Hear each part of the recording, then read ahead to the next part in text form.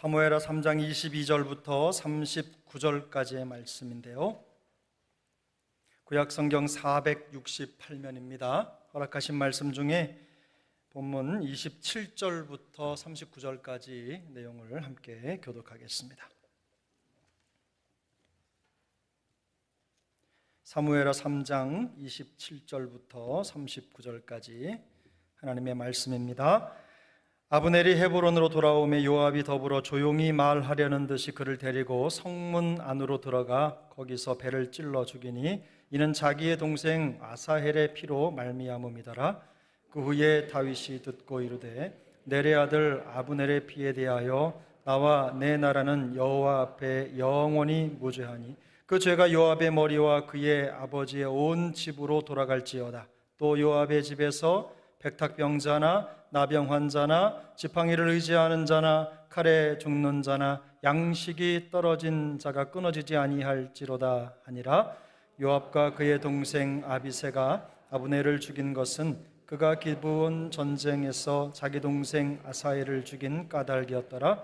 다윗이 요압과 및 자기와 함께 있는 모든 백성에게 이르되 너희는 옷을 찢고 굵은 배를 띠고 아브넬 앞에서 애도하라 하니라. 다윗 왕이 상여를 따라가 아브넬을 헤브론에 장사하고 아브넬의 무덤에서 왕이 소리 높여 울고 백성도 다 우니라.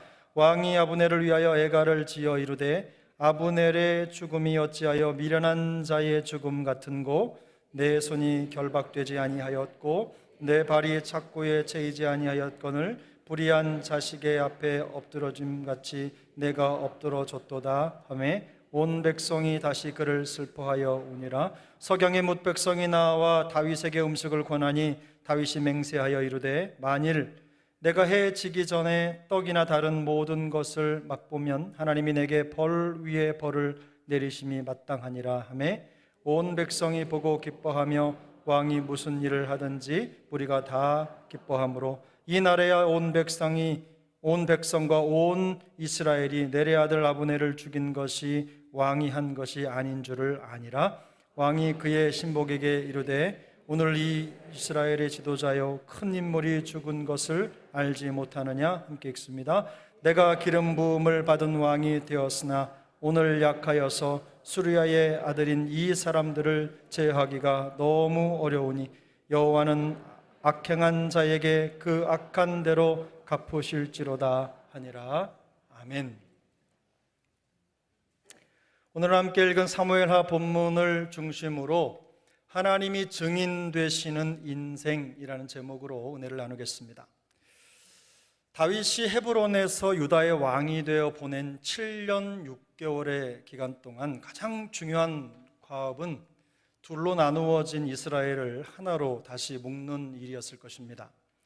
갈라진 두 진영 사이에 크고 작은 무력 충돌이 끊이지 않는 이 동족 상잔의 비극을 멈추고 평화로운 연합으로 통일 왕국을 이루는 것보다 더 중요한 일은 없었을 것입니다. 다윗은 유다의 왕으로만 부르심을 받은 것이 아닙니다. 이스라엘의 모든 지파의 왕으로 기름 부음을 받았기 때문입니다. 다윗이 하나님의 부름을 따라서 통일 왕국이라고 하는 순수한 목적에 매진하고 있을 때 또 다른 쪽에서는 이런 상황을 교묘하게 이용해서 개인의 목적과 또 야욕을 채우기 위한 암투가 벌어지고 있었습니다. 오늘 본문은 다윗과 그의 군대 장관 요압의 긴장 관계를 묘사하고 있습니다. 이 요압이라고 하는 인물은 다윗의 이복 동생 누이죠. 이복 누이 동생인데 그 이복 누이 동생에게 세 아들이 있었는데 그 중에 하나입니다.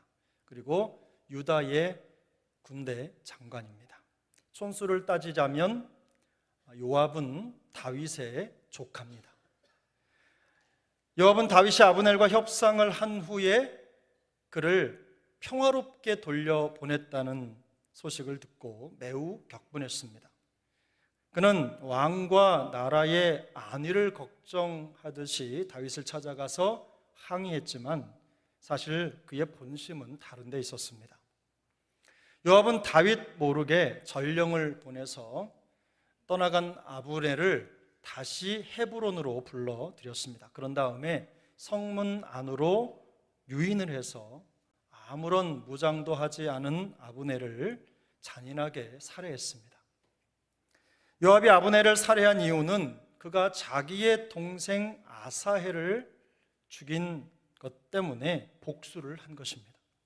본문 30절에 나와 있는데요, 요압과 그의 동생 아비새가 아브넬을 죽인 것은 그가 기브온 전쟁에서 자기 동생 아사헬을 죽일 까닭이었더라.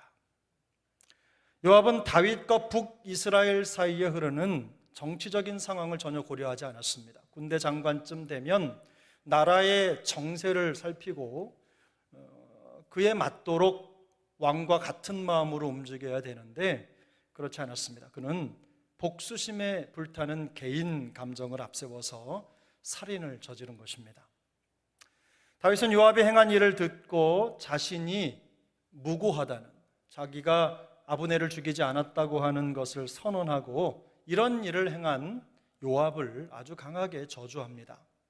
물론 성경 어디에도 죄 지은 사람을 저주해도 된다고 하는 말씀은 없기 때문에 다윗의 이런 행동이 정당하다고 말할 수는 없습니다. 하지만 다윗은 이런 극한 감정 표현을 통해서 아브넬을 죽인 요압의 살인죄를 만천하에 알리는 것입니다. 다만 다윗은 살인죄를 저지른 요압과 아비새를 왕으로서 자신이 직접 처벌하지 않고 그 심판의 권한을 하나님께 돌립니다. 그렇게 하고 오늘 본문이 마무리가 됩니다. 성경에는 다윗이 유다의 왕으로 재위할 당시에 펼쳤던 활약상을 기록한 내용이 거의 없습니다. 사무엘하 2장부터 4장까지 보여주는 내용이 다윗이 유다의 왕으로 재위했던 7년 6개월의 기간 동안의 기록의 전부라고 할 수 있습니다. 이 기간 동안 이 두 사람이 선명하게 두각을 내면서 나타내는데 그들은 바로 남유다의 군대 장관이었던 요압과 북이스라엘의 군대 장관이었던 아브넬입니다. 유다와 이스라엘의 군대 장관이었던 이 두 사람이 두드러지는 이유는 무엇보다도 이 두 진영 간의 전쟁이 그치지 않았던 시기였던 만큼 군대 장관의 역할이 압도적이었기 때문일 것입니다. 그래서 사무엘하 2장과 3장은 다윗 이야기임에도 불구하고 양쪽의 군대 장관이었던 아브넬과 요압의 이야기로 가득 채워져 있습니다. 다윗 이야기에 다윗이 빠진 것처럼 느껴지기 때문에 다윗을 주제로 설교를 준비하는 제 입장에서는 과연 이 본문을 다뤄야 할지 말지 갈등을 하지 않을 수가 없었습니다. 실제로 제가 성경을 읽으면서 1장하고 2장 초반부까지 한 다음에 그 다음에 3장 4장을 2장 3장 4장을 건너뛰고 5장을 준비했더랬습니다. 그런데 성경을 계속 읽는데 이 본문이 없이는 5장이 설명되지 않는다는 것을 알았습니다. 그래서 차근차근 성경을 읽고 반복해 연구를 하면서 다윗과 직접적으로 상관없어 보이는 이 본문이 여기에 있는 분명한 이유를 발견하고 여러분과 함께 나누고 싶어서 오늘 설교의 내용을 정했습니다. 인큐베이터라고 하는 말이 있습니다. 여러분 잘 아시죠? 엄마의 뱃속에서 다 자라지 못하고 미숙아로 태어난 어린 아이를 키우는 엄마의 품속 같은 환경을 만들어주는 아주 훌륭한 기계입니다. 그런데 놀랍게도 아브넬과 요압이 피 흘리고 싸우는 이런 환경이 아직 통일왕국을 다스릴 왕의 면모를 다 갖추지 못한 다윗을 더욱 성장시키는 일종의 인큐베이터 역할을 하고 있다는 것입니다. 실제로 아브넬과 요압은 단순히 두 나라의 군대 장관이 아니라 다윗을 둘러싸고 있는 다윗의 현실적인 환경이었습니다. 사람도 환경입니다. 그래서 어떤 사람들과 벗하며 살아가느냐에 따라서 내 존재가 결정되는 경우가 적지 않습니다. 환경 속에 적응하며 살아가기 때문에 사람은 사람 환경도 잘 선택하고 구성할 필요가 있습니다.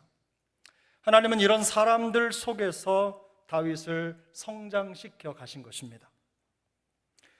아브넬은 아주 교활한 사람입니다. 그는 자신이 이기적인 목적을 위해서 하나님의 이름을 교묘하게 이용하는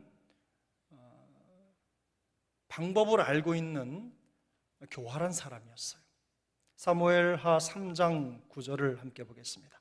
사무엘하 3장 9절입니다. 여호와께서 다윗에게 맹세하신 대로 내가 이루게 하지 아니하면 하나님이 아브넬에게 벌 위에 벌을 내리심이 마땅하니라. 본문을 그냥 읽으면 아브넬이 굉장히 믿음 있는 고백을 하고 있는 것처럼 보입니다. 이것은 아브넬이 자신의 죄를 지적하는 이스보셋을 겁박하기 위해서 꺼내놓은 표현입니다. 여기에는 믿음의 고백도 없고 진심도 담겨 있지 않습니다. 실제로 아브넬은 하나님의 이름을 들먹일 자격이 없는 사람입니다. 하지만 자신의 욕망과 이익을 위해서 하나님의 이름을 교묘하게 이용하고 있는 것입니다. 반면 요압은 용감하지만 지나치게 감정적이고 독단적이었습니다. 자신이 옳다고 생각되면 앞뒤 가리지 않고 먼저 행동하는 유형의 사람입니다. 법보다 주먹이라는 말이 잘 어울리는 사람이 바로 요압입니다. 그는 평화적인 협상을 하러 온 아브넬을 비겁하게 유인해서 죽였습니다.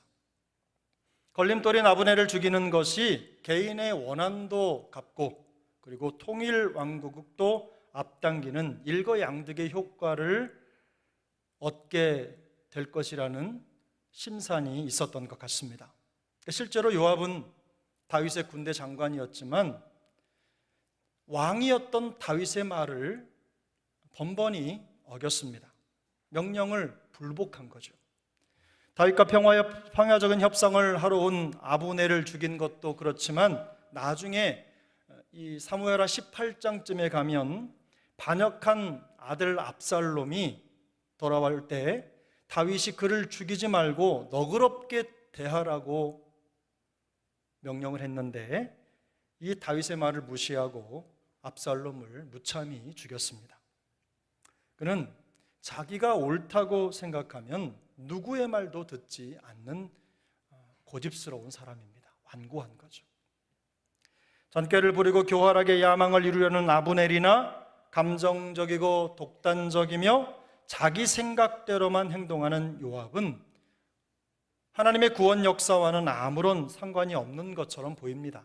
하지만 이처럼 야비하고 충동적인 사람들이 활개를 치는 위험천만한 환경이 다윗을 하나님의 사람으로, 하나님의 마음에 합한 사람으로 성장시키는 인큐베이터였습니다. 요압과 아브넬은요, 아말렉과 블레셋 같이 다윗의 원수는 아닙니다. 오히려 가장 가까이에서 다윗을 도우려고 했던 사람들입니다. 신복들이었죠. 특히 요압은 통일 왕국을 이루는데 방해물이라고 생각되는 것들은 가차없이 제거하는 그런 단호함이 있는 사람이었어요. 쉽게 말해서 그는 자신이 다윗 편이라고 생각을 했습니다. 그러나 다윗은 요압이 정당하거나 혹은 의로운 행동을 했다고 생각하지 않습니다. 우리 오늘 39절을 한번 같이 보겠습니다. 39절입니다. 내가 기름 부음을 받은 왕이 되었으나 오늘 약하여서 수르야의 아들인 이 사람을 제어하기가 너무 어려우니 여호와는 악행한 자에게 그 악한 대로 갚으실지로다 하니라. 아멘. 다윗은 요압을 악행한 자라고 선언합니다. 이 악행한 자라는 것은 악을 속으로만 감추고 있는 것이 아니라 그것을 밖으로 꺼내서 실제로 그렇게 행동하는 사람을 말하는 겁니다. 하나님의 의를 이루려는 다윗과 함께 살고 있지만 다윗과는 정반대의 길을 가고 있다는 뜻입니다. 왕이 되었으나 오늘 약하여서 제어하기가 너무 어려우니라는 이 다윗의 표현을 봐서도 요압과 그를 따르는 세력이 결코 무시할 수 없는 위협적인 존재였음을 충분히 짐작할 수가 있습니다. 다윗의 입장에서 보면 가장 가까운 곳에 가장 위험한 적이 있었던 셈입니다. 제일 잘해주는 사람을 조심하라는 말도 있습니다. 가장 가까이에서 그저 칭찬만 하는 사람을 조심하라는 말을 하는 분도 계십니다. 등잔 밑이 어둡다는 말도 있습니다. 하지만 이런 말이 현실이 되지 않기를 바랍니다. 실제로 요압은 다윗의 가장 가까운 사람 중에 하나였습니다. 사울에게 쫓겨 광야를 떠돌아다닐 때 그 긴 시간의 여정 동안 생사고락을 함께 해온 가장 충성된 부하였어요. 그랬던 사람이 지금 하나님의 의를 가로막는 가장 큰 방해자가 된 것입니다. 하나님이 이끌어 가시는 은혜 역사의 중앙에 있으면서도 하나님과 그분의 일하심에 대해서 눈 멀고 귀 먹은 사람입니다. 이들은 다윗을 통해 이루어지는 하나님의 역사에는 아무런 관심이 없었습니다. 오로지 자기밖에 없었습니다. 실제로 우리 주변에는 이런 사람들이 적지 않습니다. 자기 중심으로 세상을 보고 있기 때문에 나 아닌 다른 사람을 통해 이루어지는 하나님의 일에는 관심이 없습니다. 내 신앙생활에 얼마나 도움이 되고 유익이 되는지에 따라서 좋은 사람이 되고 나쁜 사람이 됩니다. 단지 나에게 어떤 사람이냐에 따라서 좋은 사람과 그렇지 않은 사람을 구분하는 겁니다. 내가 불편하면 나쁜 사람이고 좋지 않습니다.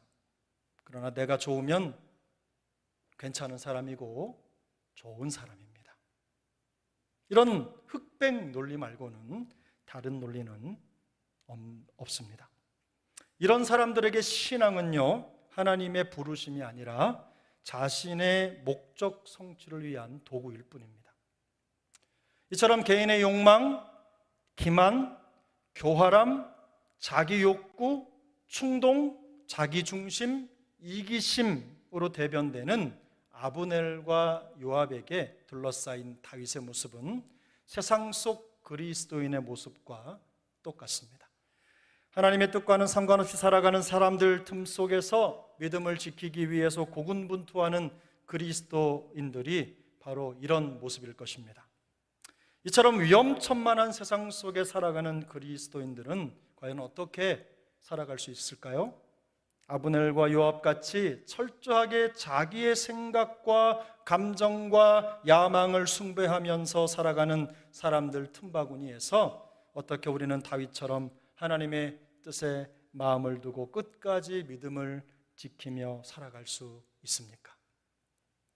그 비결이 성경 속에 있습니다. 첫 번째, 하나님이 우리의 증인이 되신다는 것을 믿는 것입니다.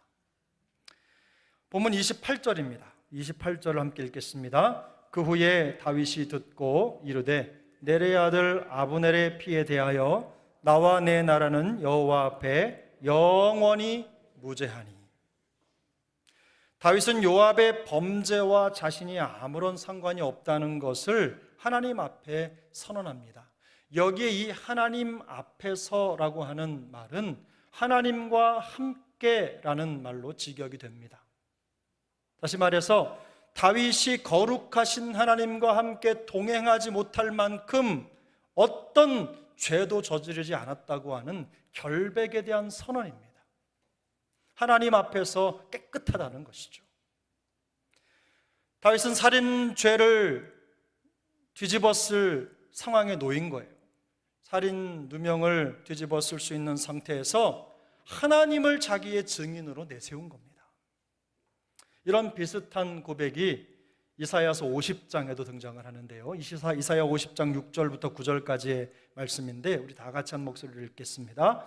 나를 때리는 자들에게 내 등을 맡기며 나의 수염을 뽑는 자들에게 나의 뺨을 맡기며 모욕과 침뱉음을 당하여도 내 얼굴을 가리지 아니하였느니라. 주 여호와께서 나를 도우심으로 내가 부끄러워하지 아니하고 내 얼굴을 부싯돌같이 굳게 하였으므로 내가 수치를 당하지 아니할 줄 아노라.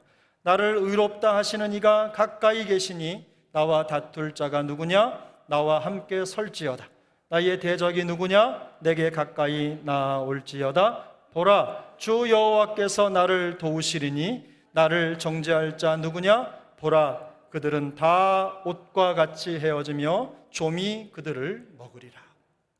아멘. 이사야 선지자는 어렵고 힘든 상황, 자신이 심한 모욕과 공경을 받는 상황 속에서 하나님께서 가까이 계시면서 이 모든 일의 목격자가 되시기 때문에 이 일을 통해서 마음에 큰 담력과 용기를 얻었습니다. 이사야는 이렇게 고백합니다. 주 여호와께서 나를 도우심으로 8절에서 나를 의롭다 하시는 이가 가까이 계시니, 그리고 9절에서 주 여호와께서 나를 도우시리니. 하나님이 자기와 함께 계시며 자기의 모든 상황을 지켜보고 계시다는 것을 확신하고 있는 것입니다. 세상 속에서 믿음도 없고 자기밖에 모르는 사람들과 섞여 살아가다 보면 얼마든지 오늘 이사야 선지자가 당했던 이런 수욕을 당할 수가 있어요. 모욕, 의심, 정죄, 이런 것들은 그냥 새김없는 밥처럼 그렇게 늘 항상 곁에 있는 게 사실입니다. 바로 그때 성도는 하나님이 가장 가까이에서 모든 상황을 지켜보고 계시다는, 모든 상황을 지켜보고 계시는 목격자시라는 것을 기억해야만 됩니다. 그러므로 하나님을 증인으로 내세울 수 있을 만큼 어떤 상황이든 어떤 때에든 신실한 삶을 살아내는 것이 무엇보다도 중요합니다. 어떤 상황 속에서도 하나님 앞에서의 삶이 되도록 해야 됩니다. 하나님은 진실한 사람을 기뻐하시기 때문입니다. 우리의 진정한 목격자이신 하나님을 증인으로 내세우며 하나님 앞에서의 삶을 신실하게 살아갈 때 우리도 다윗처럼 반드시 승리하게 될 것입니다.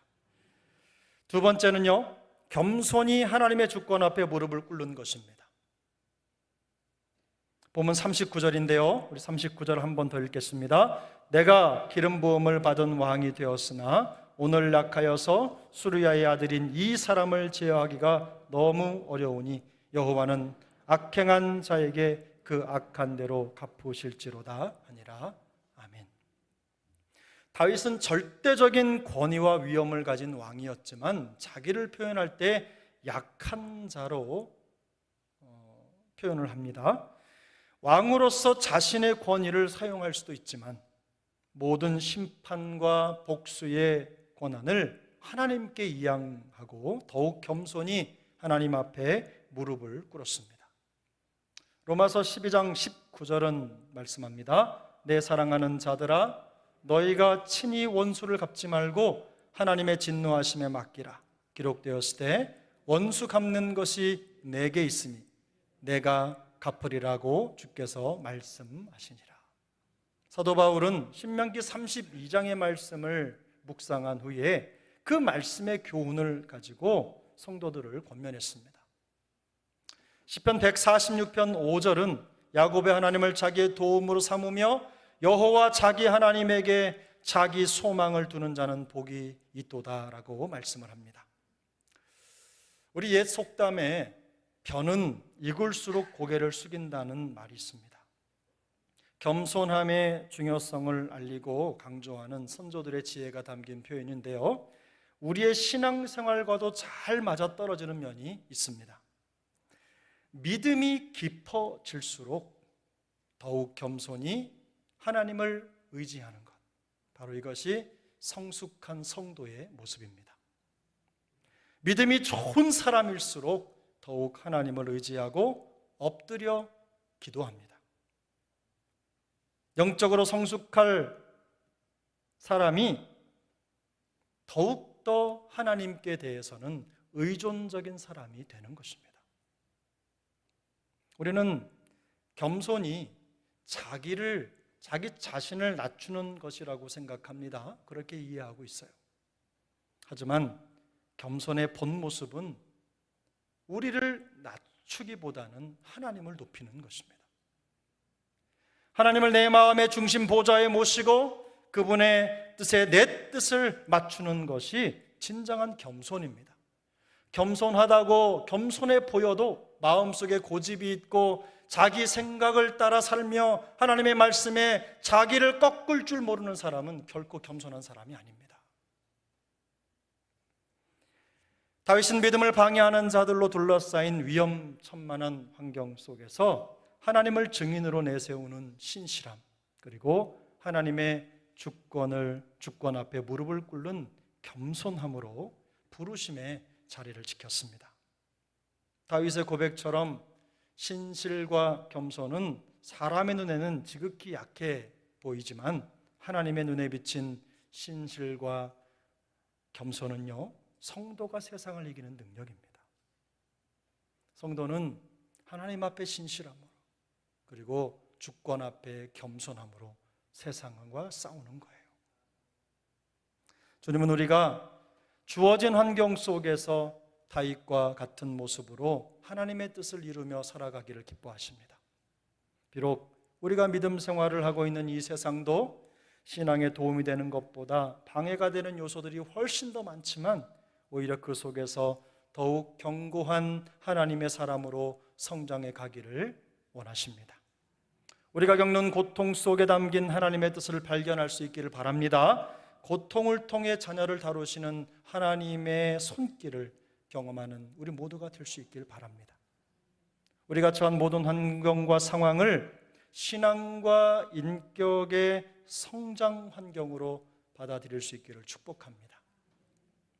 예기치 못한 고통과 어려움 속에 있는 하나님의 사람들에게 오늘 이 말씀이 큰 힘이 되길 바랍니다. 어떤 상황, 어떤 조건이든지 주님은 우리를 그 속에서 세우시고 견고하게 하시며 결국 하나님의 뜻대로 모든 것을 이루어 가실 것입니다. 우리가 그 역사의 중간에 있다는 거 꼭 기억하시고 신실과 겸손의 자리에서 끝까지 하나님이 증인이 되시는 믿음의 인생을 살아낼 수 있기를 예수님의 이름으로 축복합니다. 기도하겠습니다.